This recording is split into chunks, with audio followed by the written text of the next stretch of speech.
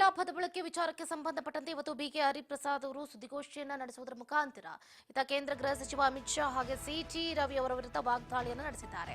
Rahul Gandhi drug addict ಅಂತ ಏನು city Ravi ಅವರು ಮೊನ್ನೆ ಸದನದಲ್ಲಿ ಹೇಳಿಕೆಯನ್ನ ಕೊಟ್ಟರು. ಸೊ ಬಿಜೆಪಿ ಸಂಘ ಪರಿವಾರದವರು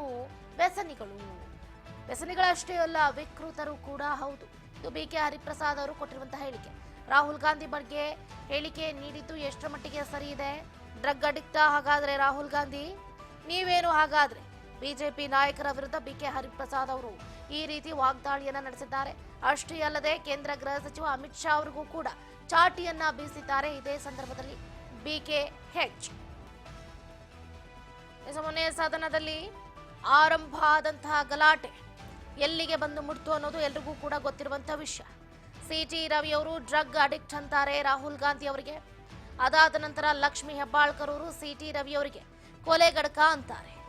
ಕೊಲೆಗಡಕ ಅಂದ ತಕ್ಷಣ ಸಿಟಿ ರವಿ ಲಕ್ಷ್ಮಿ ಹೆಬ್ಬಾಳ್ಕರ್ ಅವರಿಗೆ ಆಕ್ಷೇಪಾರ್ಹ ಪದ ಬಳಕೆಯನ್ನ ಮಾಡುವುದರ ಮುಖೇನ ಇವತ್ತು ರಾಜ್ಯದಲ್ಲಿ ಕಿಚ್ಚನ್ನ ಹಚ್ಚಿದ್ದಾರೆ. ಆ ವಿಷಯಕ್ಕೆ ಸಂಬಂಧಪಟ್ಟಂತೆ ಇವತ್ತು ಬಿಕೆ ಹರಿಪ್ರಸಾದ್ ಅವರು ಸುದ್ದಿಗೋಷ್ಠಿಯಲ್ಲಿ ಮಾತಾಡಿದ್ದಾರೆ. ಏನ್ ಮಾತಾಡಿದ್ರು ಮುಂದುವರೆದು ಬಿಕೆ ಹರಿಪ್ರಸಾದ್ ಕೇಳ್ತಾ ಹೋಗೋಣ. ಅದು ಮಹಾತ್ಮ ಗಾಂಧಿಯಿಂದ ಹಿಡಿದು ರಾಹುಲ್ ಗಾಂಧಿ ಅವ್ರಿಗೂ ಎಷ್ಟೆಲ್ಲ ಅಪಪ್ರಚಾರ ಮಾಡಬೇಕು ಈ ಸಂಘ ಪರಿವಾರದವರು, ನಾಗ್ಪುರದವರು, ಯೂನಿವರ್ಸಿಟಿಯವರು ಮಾಡ್ತಾನೆ ಇದ್ದಾರೆ. ಅದಕ್ಕೆಲ್ಲ ನಾವು ಉತ್ತರ ಕೊಡೋದಿಲ್ಲ. ಆದರೆ ಅವ್ರಿಗೆ ಗೊತ್ತಿಲ್ಲ, ಯಾಕಂದರೆ ಅವರೆಲ್ಲ ಭಾರತೀಯ ಸಂಘ ಪರಿವಾರದಲ್ಲಿ ಇರೋರೆಲ್ಲ ಅಂಥವ್ರೆ. ಅವರೆಲ್ಲ BJP ಬದಲು ಯಾವ ಪಾರ್ಟಿ ಅಂತ ಮಾಡಬೇಕು ಅಂತ ತಿಳ್ಕೊಂಡಿದ್ದಾರೆ. ಆ ಥರ ಏನಾದರೂ ಇದ್ದರೆ 10,000 ಕಿಲೋಮೀಟರ್ ನಡೆಯೋಕ್ಕಾಗೋದಿಲ್ಲ. ವ್ಯಸನಿಗಳು ಇವರೆಲ್ಲ, ವಿಕೃತ ಮನೋಭಾವದವರು, ಸಂಘ ಪರಿವಾರದವರು.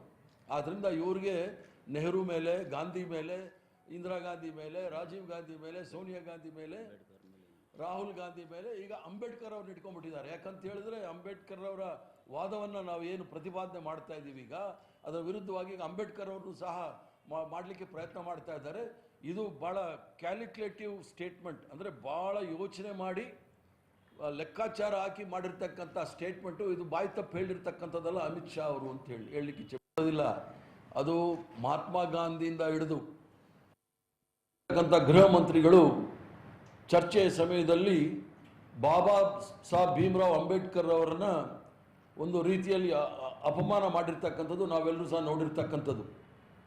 ಅವ್ರು ಹೇಳಿರ್ತಕ್ಕಂಥದ್ರಲ್ಲಿ ಭಾಳ ಸ್ಪಷ್ಟವಾಗಿ ಹೇಳಿ ಆಮೇಲೆ ಅದನ್ನು ತಿದ್ದಲಿಕ್ಕೆ ಪ್ರಯತ್ನ ಮಾಡಿದ್ರು. अभी एक फैशन हो गया है अंबेडकर अंबेडकर अंबेडकर अंबेडकर ಅಂತ ಹೇಳಿ ಇಷ್ಟು ಬಾರಿ अंबेडकर ಅಂತ ಅನ್ನೋ ಬದಲು इतना नाम अगर भगवान का लेते हैं साथ में 7 जन्म तक स्वर्ग मिल जाता ಅಂತ ಹೇಳಿ.